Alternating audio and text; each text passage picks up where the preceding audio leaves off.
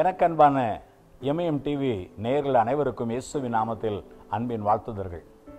பிரியமானவர்களே, இந்த இயேசு என்னை சந்திக்கிறார் நிகழ்ச்சியின் மூலமாக உங்களோடு பேசுவது, கர்த்தருடைய வார்த்தையை பேசுவது எனக்கு மிகுந்த சந்தோஷமும் மேன்மையுமாய் இருக்கிறது. ஏனென்றால் தேவனுடைய வார்த்தை ஜீவனும் வல்லமுள்ளதாக இருக்கிறது. இதுவரைக்கும் நீங்கள் கேட்ட தேவனுடைய வார்த்தைகள் எல்லாம் உங்கள் வாழ்க்கையில வல்லமையை வெளிப்படுத்தி இருக்கும், தேவனுடைய கிருபைகளை வெளிப்படுத்தி இருக்கும் என்று நான் நிச்சயமாக விசுவாசிக்கிறேன். அன்பானவர்களே, இன்றைக்கு கர்த்தர் இந்த வருஷம் அடியனுக்கு கொடுத்த வாக்குத்தத்தத்தை வைத்து உங்களோடு பேச போகிறேன். லேவியராகமம் 26 அதிகாரம் 9ஆம் வசனத்தில், நான் உங்கள் மேல் கண்ணோக்கமாக இருந்து உங்களை பலுகவும் பெருகவும் பண்ணுவேன், உங்களோடு என் உடன்படிக்கையை ஏற்படுத்துவேன் கர்த்தர் சொல்லுகிறார். யோசித்து பாருங்கள், இந்த வாக்குத்தத்தத்தை தேவன் கொடுத்த நிலைமைகளை இஸ்ரவேல் ஜனங்களுடைய சூழ்நிலை எப்படி இருந்தது தெரியுமா? இருக்க இடமில்லை, புசிக்க சரியான ஆகாரம் இல்லை, தண்ணீர் ஊற்றுகள் இல்லை, ஒன்றுமில்லாத நேரத்தில் கர்த்தர் இந்த வாக்குத்தத்தம் கொடுத்திருக்கிறார். ஒருவேளை இந்த நிலைமையில வேறு யாராவது மனிதர்கள் இருந்தால், ஆண்டவர் ஏதோ ஒன்று சொல்லிக்கொண்டு போகிறாரே, எங்கே நடைபெறும் என்று நினைத்திருப்பார்கள். ஆனால் கர்த்தர் வாக்கு பண்ணினார், நான் உங்களை பலுகவும் பெருகவும் பண்ண போகிறேன். இன்றைக்கு ஒன்றுமில்லாமல் இருக்கிறீர்கள். இந்த வார்த்தை கேட்கிற உங்கள் வாழ்க்கையில் நீங்கள் யோசித்து பார்க்கலாம், ஐயோ, என் வாழ்க்கையில ஒரு ஆசீர்வாதம் இல்லை, நான் வெறுமையாக இருக்கிறேனே, என்னை தேவன் பலுக பண்ண முடியுமா, பெருக பண்ண முடியுமா? Can the Lord make me fruitful, fertile and flourish?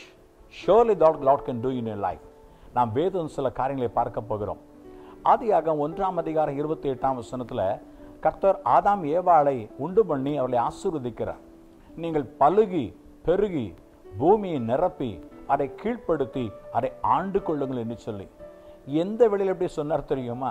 ஆதியாகமம் 1ஆம் அதிகாரம் 2ஆம் வசனத்தில், பூமியானது வெறுமையும் ஒழுங்கின்மையாக இருந்தது, ஆழத்தின் மேல் இருள் இருந்தது சொல்லிவிட்டு அப்புறம் தேவன் அந்த பூமியை உண்டாக்கி விட்டார். நல்லது, இந்த உண்டாக்கப்பட்ட பூமியில ஆதாமும் ஏவாளும் மாத்திரம் தனித்து மனிதர்களாக இருக்கிறார்கள். ஒருவேளை ஆதாமும் ஏவாள் நினைத்திருக்கலாம், ஐயோ, இந்த வெறுமையான பூமியில கர்த்தனை பலுக பெருக பண்ண போகிறாரா? ஆனால் கர்த்தருடைய வார்த்தையை நம்பிக்கையோடு விசுவாசித்தாங்க.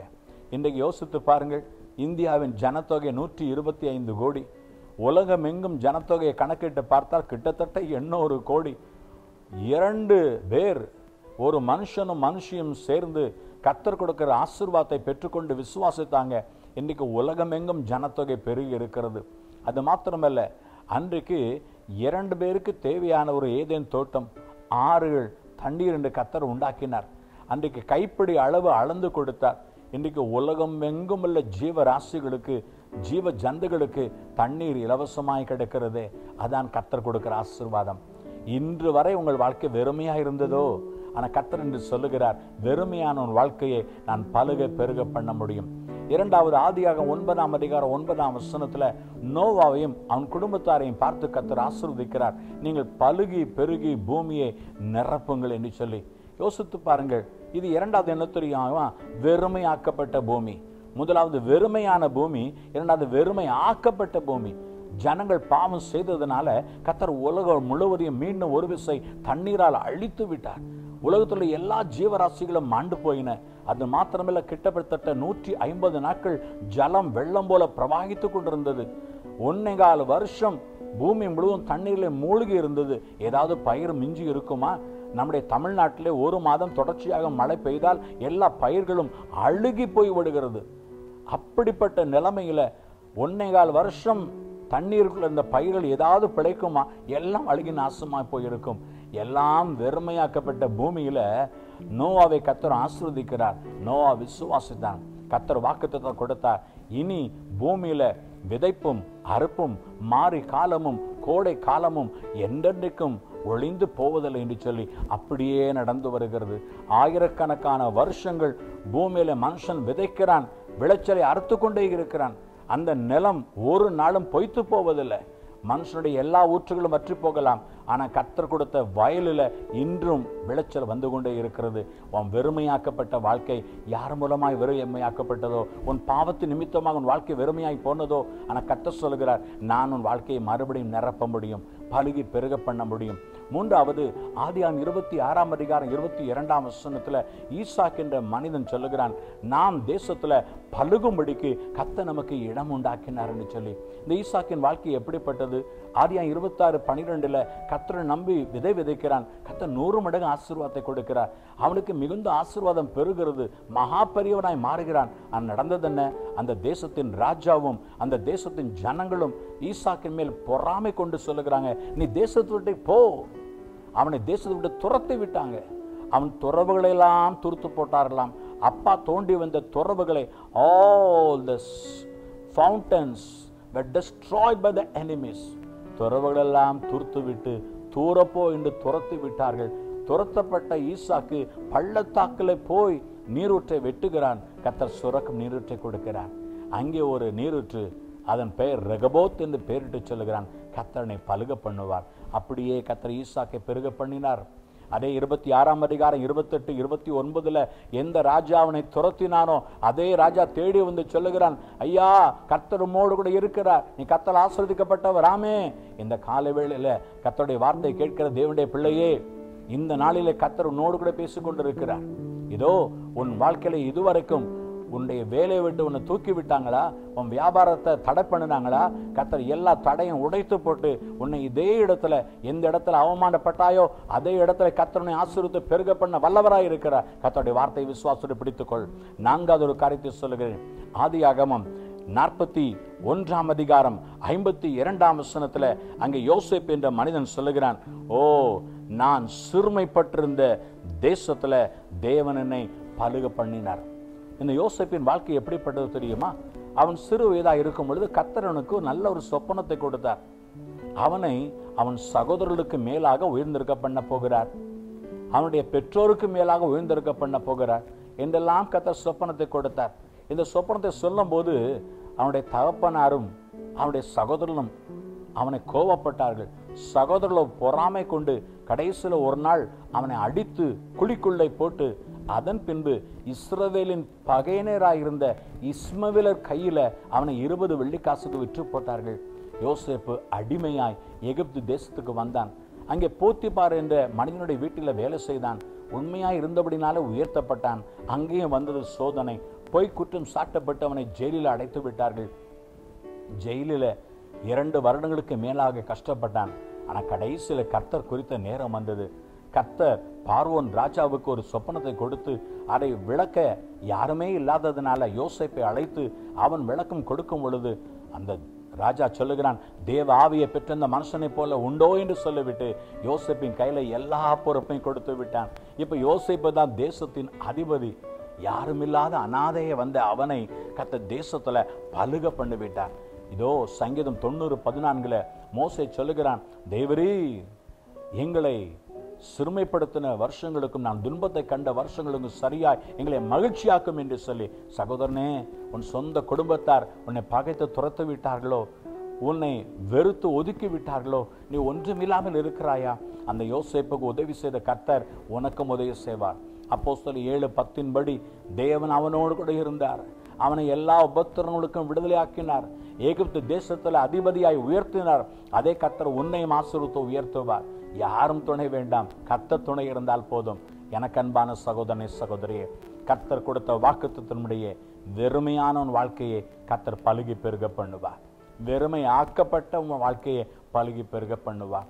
சத்துருக்களால் துரத்தப்பட்ட தூர்த்து போடப்பட்ட உன் வாழ்க்கையை பலுகி பெருக பண்ணுவார். சொந்த குடும்பத்தால சகோதரர்களால வெறுத்து ஒதுக்கப்பட்ட, இதோ அடிக்கப்பட்ட, விரட்டப்பட்ட உன் வாழ்க்கையில கர்த்தர் மறுபடியும் பெருக்கத்தை கொண்டு வருவார். நீ விசுவாசிக்கிறாயா?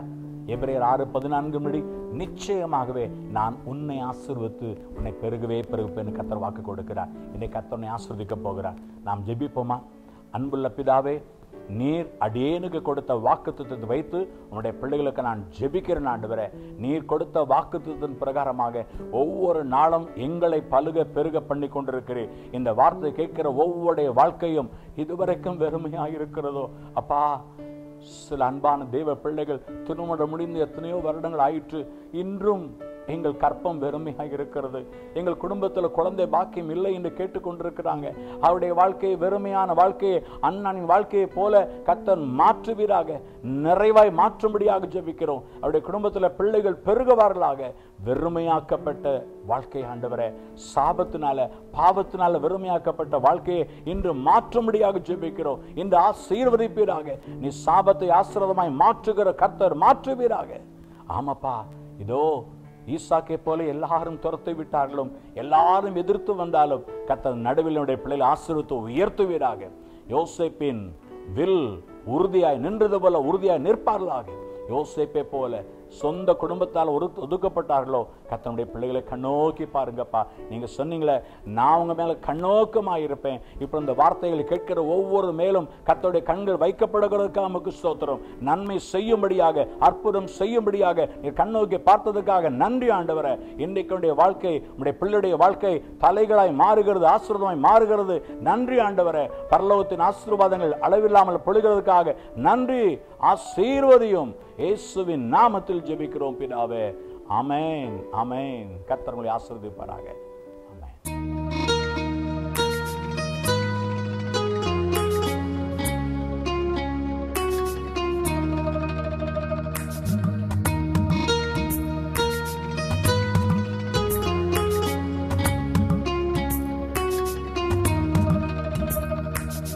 அன்பின் ஆவியால் அடியேனை நிறைத்து ஆழம் நிலம் அறிவே. உந்தன் அன்பில் நான் மறைந்து கொள்வே, உந்தன் அன்பில் நான் மறைந்து கொள்வே. அன்பின் ஆவியால் அடியேனை நிறைத்து ஆழம் நிலம் அறிவே. உந்தன் அன்பில் நான் மறைந்து கொள்வே, உந்தன் அன்பில் நான் மறைந்து கொள்வே.